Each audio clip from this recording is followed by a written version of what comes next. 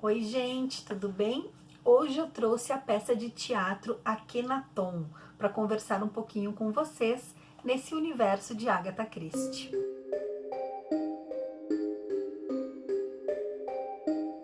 Akhenaton, ele foi um faraó do Egito, né? Ele reinou por quase 17 anos e Agatha gostava muito desse universo, tanto que ela participava das escavações junto ao seu segundo marido.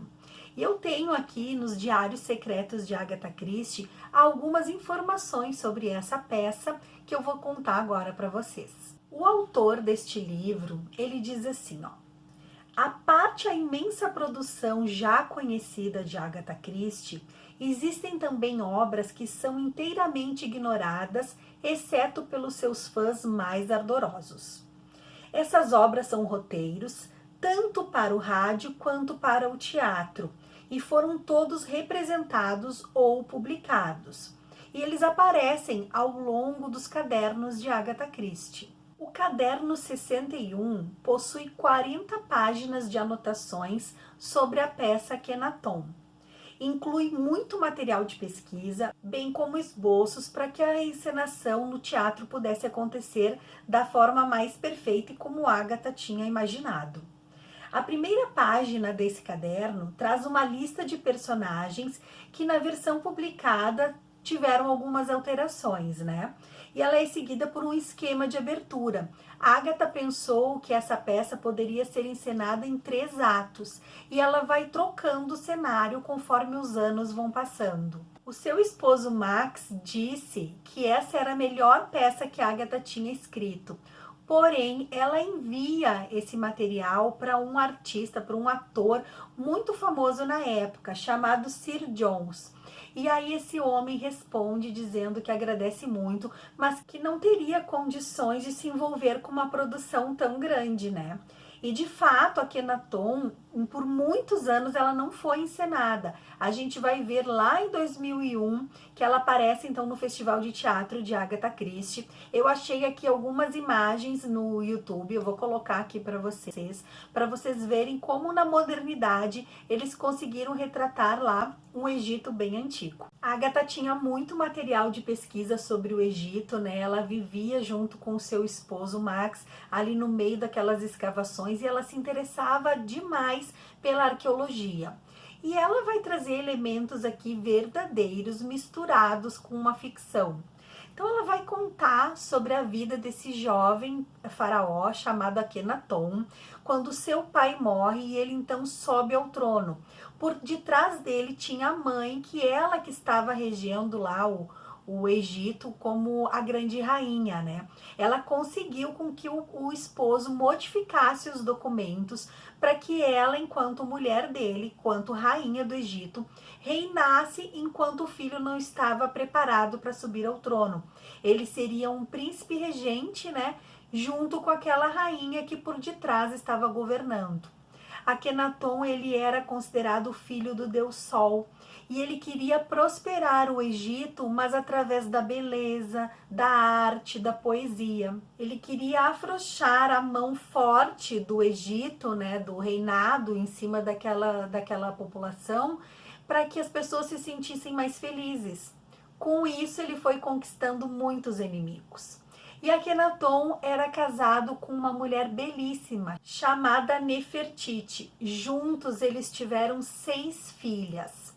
E quem vai subir ao trono depois da morte de Akhenaton é o seu filho, chamado Tutankhamon. Esse filho não é da Nefertiti, ele é de uma prima do Akhenaton. Então vocês imaginam, um pai que tem um filho com uma prima, casa essa criança junto com a filha dele, que é com a rainha Nefertiti.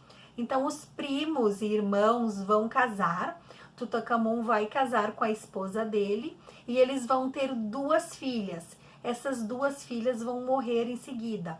A primeira nasce prematurinha, de 5, 6 meses, então ela morre. E a segunda, que nasce com 9 meses, ela nasce com problema na espinha bífida, então ela também vai acabar falecendo, né? E a gente vai ver que era comum, eles não queriam ali repartir o poder, né? o reinado com outras pessoas, a gente vai ver então que existia isso de casamentos arranjados entre parentes, entre primos e também entre meio-irmãos. Essa história ela não traz aqui um mistério, uma trama de assassinato que a gente vai ter que desvendar. Não, vai falando então sobre como o faraó Akenaton percebia o Egito, como ele queria administrar o seu reinado e as influências que ele tinha da mãe, da esposa Nefertiti, de um professor dele que era o Ai, que era um historiador que sabia muito do Antigo Egito. Ele trazia informações importantes sobre faraós antigos, sobre outras formas de regência ali no Egito. E esse Akenaton, ele se intitulava filho de Atom, filho do deus Sol, e não um apaixonado de Amon. Ele modifica o seu nome, ele constrói uma nova cidade. Tudo isso para trazer beleza, para trazer arte, para trazer cultura para o povo. Só que o povo já estava acostumado com um tipo de liderança, com impostos, com o sacerdote, com o amor a Amon. E aí começa toda a complicação, gente. E nós vamos ver que vai ter lá na frente um envenenamento. Porque tudo era um jogo político, tudo era um jogo de interesses, né? Os sacerdotes não estavam felizes, os outros familiares ali do faraó também não estavam felizes, porque ele estava diminuindo a receita. Ele estava deixando de cobrar impostos, ele estava deixando de vender escaravelhos e peças como se fosse de proteção dos deuses. Então tudo isso estava impactando financeiramente as posses do governo. E como é que Akenaton morre? Vocês têm que se dar conta que ele foi um rei muito jovem, ele sobe ao trono ainda adolescente, né? E ele vive aquele reinado por quase 17 anos junto com a sua esposa Nefertiti. Então nós temos aqui um homem na faixa dos 30 anos de idade. E esse homem, ele cultivava, ele era um homem não voltado para a guerra, mas sim para as artes, para a beleza. E ele se sente muito mal emocionalmente vendo as mudanças e os impactos que os demais tinham em cima dele, do seu reinado. E ele já não está mais querendo comer nem beber, ele está lá triste, deprimido dentro do seu palácio, quando a sua cunhada, a irmã da Nefertiti, chega dizendo que veio para visitá-los e para saber como é que as coisas estão. Só que é tudo mentira, gente. Eles estão ali tentando matar o rei, matar o faraó. Então eles preparam uma poção de ervas que vai melhorar o ânimo do rei. E a Nefertiti pega a taça de ouro com aquela emulsão, com aquele preparo, e leva para o seu esposo e diz para ele tentar beber, porque ele precisa comer ou beber alguma coisa. Já faz mais de dias que ele está ali, cabisbaixo, sem vontade de nada, meio que delirando. E aí o rei bebe. E aí a Nefertiti diz para ele, descanse, né? Ele reclama que era um gosto amargo. Daí ela fala, vai te fazer bem, descanse, né, meu senhor. E ela fala para a irmã, eu também vou beber, eu também preciso descansar. Quando ela vai beber, a irmã diz não. E aí a Nefertiti percebe que ali tinha veneno. E olha para ela e diz, eu não acredito que você foi capaz de matar o seu rei. E aí começa ali a irmã pedindo por favor, suplicando que não a deixe morrer, né? E Nefertiti manda embora dizendo, vá lá e avisa que o plano deu certo, que você conseguiu matar o rei. E ela tenta acalmar, aninhar aquele esposo, né, que já está assim nas últimas, e ela resolve beber o veneno também. Então ela também se mata para poder morrer junto com seu esposo, porque ela se sente culpada dele ter bebido o veneno pelas suas mãos. Ela chama o Ai, então, que era esse velho, esse historiador, esse professor que orientava, ensinava as coisas para o Akenaton. Ela chama esse velho e diz, escute, Ai, essas são as minhas ordens, as ordens da rainha. A magnânima esposa real, sua amada, senhora das duas terras, aquela que vive e floresce, Nefertiti. Escute e obedeça. Não deixe que ninguém entre nesta câmara até que Atom se levante no firmamento. Então, permita que o corpo do rei seja levado à tumba que foi preparada para ele. O rei não vai durar até amanhã. Faça com que todas as reproduções das minhas mãos sejam apagadas, quebradas com um martelo e totalmente destruídas, pois as mãos de Nefertiti são doravantes malditas, já que levaram a morte aos lábios do seu senhor. Claro, porque ela não sabia que estava servindo o veneno, né? O corpo dela é enterrado num lugar distante e ele então é designado como o pior rei, o pior faraó do Egito. Aí depois que os dois morrem, né, existe então no final do livro um epílogo onde então aparece os novos reis do Egito, né? Enquanto esse filho Tutankhamon não subir como o faraó legítimo e assumir o reinado, ele vai ser ali um príncipe regente com outros parentes governando, que será exatamente a irmã da Nefertiti, essa mulher que levou o veneno, né, para que o seu cunhado pudesse beber e morrer. E aí termina com alguns artesãos fazendo ali as peças, né, as novas esculturas dos faraós, quando um diz: eu não consigo enxergar, porque o sol, a luz estava assim, pegando diretamente no olho do artesão e ele não conseguia produzir.